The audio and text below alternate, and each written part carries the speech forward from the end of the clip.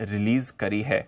अब बाकी तो ठीक है, भारत के कारोबार के लिए भी यहां पर गाइडेंस आती हुई दिखी है। इससे पहले भारत के कारोबार में ये 5% तक की ग्रोथ एक्सपेक्ट कर रहे थे, 0 to 5% की ग्रोथ एक्सपेक्ट कर रहे थे।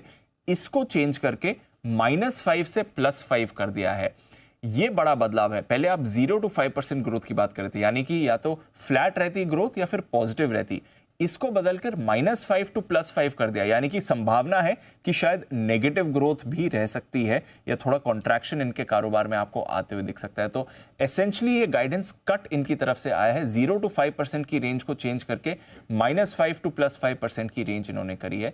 जो भारत का कारोबार है, heavy and medium truck business जो है भारत का, वहां पर इनकी जो गाइडेंस आई है वो एक कटौती होती हुई दिखी है। तो कमिंस स्टॉक में भी प्रेशर आ रहा है। इंटरनेशनल पेरेंट्स ने भारत के कारोबार की गाइडेंस काटी है अपने आउटलुक में। ये एक बड़ी खबर है। ये बहुत नेगेटिव खबर है जी। कमिंस के लिए, क्योंकि जिन वैल्यूएशन पर कमिंस और एबीबी ट्रेड करते हैं, एमएनसी कंपनी होने का जो इनको फ़ायदा मिलता है और जिस वजह से इनको अनाप शनाप मल्टीपल, जो जनरली आप इनको कैपिटल गुड्स और पावर इक्विपमेंट वाली कंपनियों को वो वैल्यूएशंस नहीं देखते जो इन्हें मिल रहे हैं इस तरह के माहौल में, और वो इसलिए मिल रहे हैं कि इंडिया की ग्रोथ स्टोरी की वजह से मिल रहे हैं और ये इंडियन कंपनीज है। लेकिन अगर पेरेंट कंपनी को ही भरोसा नहीं है कि ऐसा हाल है तो फिर ये मामला ढीला है। अगर पेरेंट कंपनी अपनी क्यूमिंस की इंडियन, क्योंकि एक्चुअली क्यूमिंस को काफ़ी कुछ सपोर्ट तो क्यूमिंस हो चाहे एबीबी हो, इनको बड़ा सपोर्ट तो इंडियन कंपनी से मिल रहा है। और अगर इंडिया में ही ये गाइडेंस कट कर रहे हैं तो ये इंडियन कंपनी के लिए भी इवेंचुअली खराब है। और मुझे लगता है इंडियन कंपनी भी इवेंचुअली फिर उनको रेस्पॉन्ड तो करना ही पड़ेगा। अगर पेरेंट कंपनी आपकी कह रही कि हमारा इंडिया बिजनेस कम करेगा तो नेचुरली, अगर मैं समझो मैं फंड मैनेजर हूँ और मेरे पास क्यूमिंस का स्टॉक है, मैं पूछूंगा भाई बिल्कुल आपके पिताजी जो कह रहे हैं, जो आप बात सही है कि नहीं है। एग्जैक्टली करेक्ट, तो ये होने वाला है। सो आई थिंक इस लिहाज से और सबसे बड़ी बात है कि इनको जो वैल्यूएशन जिन पी मल्टीपल्स पे ट्रेड कर, सबसे महंगे स्टॉक है दीप। महंगा स्टॉक है। क्यूमिंस महंगा है, एबीबी महंगा है।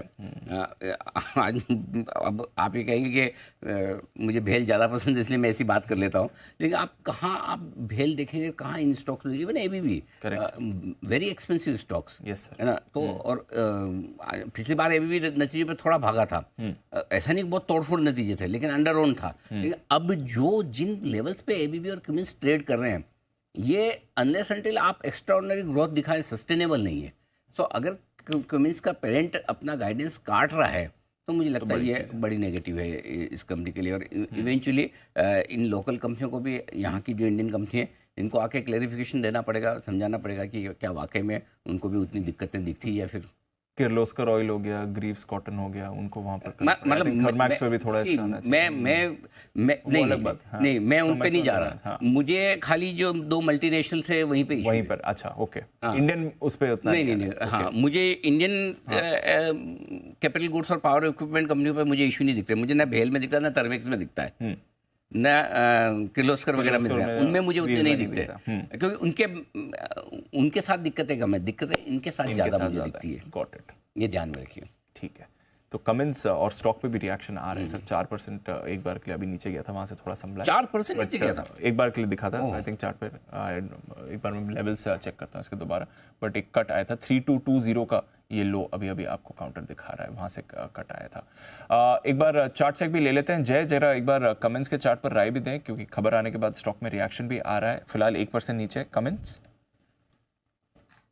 कमेंट्स में दीप बिल्कुल आज रिएक्शन आ रहा है। और जो हिसाब से एक एक रेंज बनी हुई थी दीप इसकी 3200, मैं कहूंगा कि 3250 रुपए से लेकर 3350 की 100 पॉइंट की रेंज थी। इसमें से एक ब्रेकडाउन देखने मिला, पर देन फिर से वो 3250 के ऊपर आया। सो मेरा ये मानना है दीप, अगर आज के ट्रेडिंग सेशन में 3250 के नीचे क्लोज आता है कमेंट्स में, देन यस, एक नेगेटिव डाइवर्जेंस के साथ थोड़ा बहुत यहाँ पे करेक्शन गोइंग फॉरवर्ड आपको देखने मिल सकता है। तो नेक्स्ट सपोर्ट देयर आफ्टर बनेगा इसका वो 3100 का रहेगा, 3100 का। ओके, तो ये है आपके लिए कमेंट्स जहां पर आपको रखनी है नजर।